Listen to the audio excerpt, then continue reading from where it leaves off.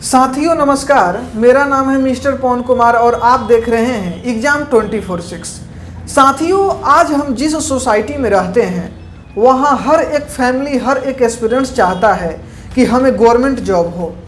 और ऐसे में उन सभी स्टूडेंट्स के लिए एक अपॉर्चुनिटी है जो कि केवल 10th पास आउट हो चुके हैं और अपने मेहनत के दम पर, खुद के दम पर खुद को साबित करना चाहते हैं। जी हाँ, अगर आप केवल 10th पास आउट हैं तो आप इस फॉर्म को फिलअप कर सकते हैं और एक सरकारी नौकरी ले सकते हैं। देखिए, आज की इस वीडियो में हम पूरी डिटेल बताएंगे कि आखिर ये कौन सा जॉब है, सरकारी में आखिर कौन से विभाग का है, आखिर इसमें आपको सैलरी कितनी मिलेगी, एलिजिबिलिटी क्राइटेरिया क्या है और भी बहुत कुछ है। तो चलिए शुरू करते हैं। देखिए, ये जो वैकेंसी आया है एसएससी की तरफ से आया है। आप जानते हैं कि एसएससी जो है कि भारत में सबसे बड़ी जो एग्ज़ाम कंडक्ट कराने वाली है रोजगार देने के क्षेत्र में।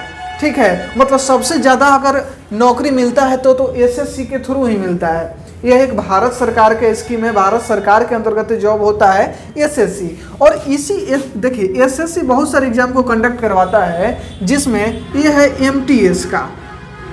ठीक है, एमटीएस मतलब मल्टीटास्किंग स्टाफ। इसी के बारे में आज हम आपको पूरा चर्चा करेंगे कि आखिर उसका अप्लाई कब से होने वाला है, कितना दिन तक रहेगा, एप्लीकेशन फ़ी क्या है और भी बहुत सारे चीज़ है।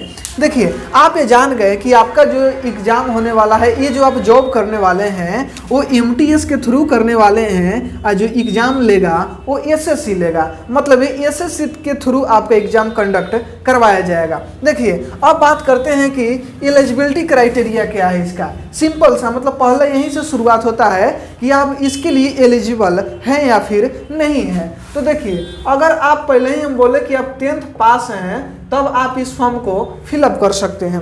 मतलब कि आप केवल 10th पास होने चाहिए, आप इस फॉर्म को आसानी से भर सकते हैं। इसके साथ ही आपका एज लिमिट भी काउंट होता है।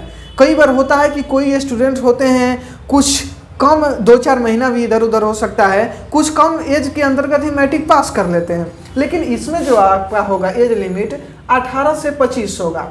मतलब मिनिमम 18 और मैक्सिमम आपका जो एज लिमिट काउंट होगा 25 होगा। देखिए, इसमें SC, ST, OBC, EWS, general वालों, इस जनरल को तो कुछ छूट वगैरह मिलता नहीं है, लेकिन एससी, एसटी और ओबीसी को 3 साल का छूट मिलता है।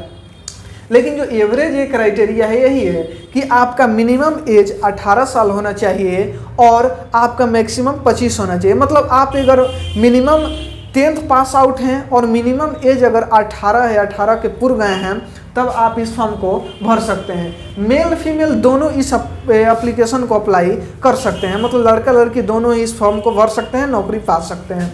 देखिए, उसके बाद हम बात करते हैं सिलेबस। देखिए, किसी भी एग्ज़ाम को क्रैक करने के लिए सबसे ज़्यादा ज़रूरी होता है सिलेबस। जैसे आपको अगर आप मैट्रिक पास आउट हो चुके हैं तो आप मैट्रिक जब कर रहे होंगे तो जब 10th क्लास का शुरुआत हुआ होगा तो आपके मास्टर साहब जरूर पहले सिलेबस क्लियर किए होंगे कि हाँ, कौन कौन से सब्जेक्ट होंगे, कौन कौन सा आपका बुक लिस्ट होगा, कौन कौन सा टॉपिक होगा और भी बहुत कुछ चीज़ें।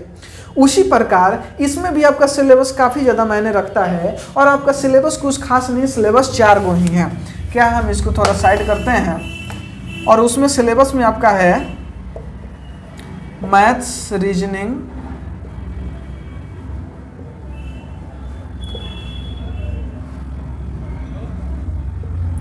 इंग्लिश और जीके जीएस।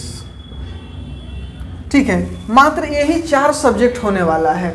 ठीक है, क्या मैथ, रीजनिंग, इंग्लिश और जीके जीएस होने वाला है। अब चर्चा करते हैं कि आखिर किस सब्जेक्ट से कितने नंबर का क्वेश्चन पूछा जाएगा। देखिए, मैथ से आपका टोटल 20 नंबर का क्वेश्चन पूछा जाएगा और रीजनिंग से भी 20 नंबर का क्वेश्चन पूछा जाएगा।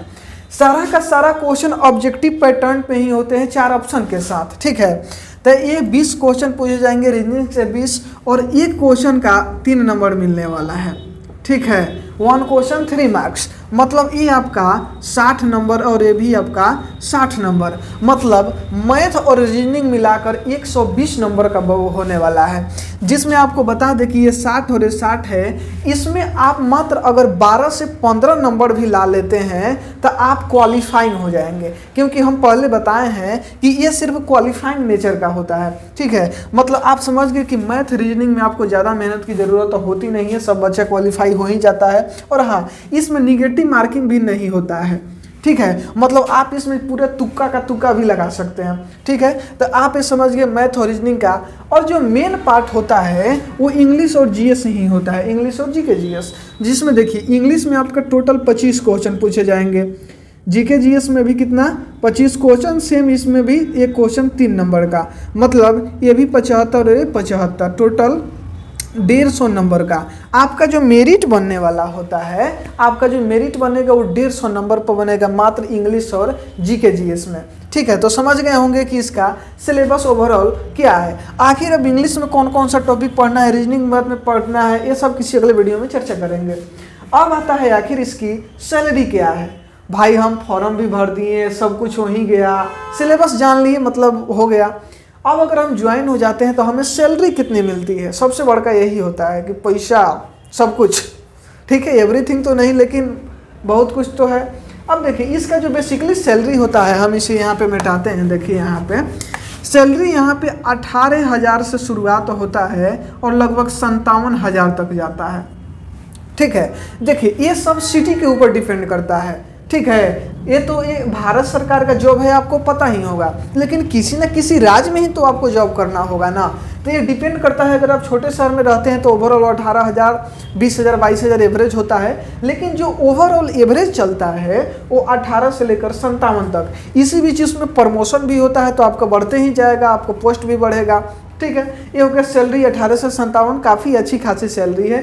10th पास आउट पे है, आपको इतना सैलरी दिया जाता है, बहुत है, वो भी सरकारी नौकरी के साथ। आगे आइए, अब बात करते हैं इसमें टोटल पोस्ट कितना है, टोटल वैकेंसी कितना है, ये सबसे बड़ा सवाल है।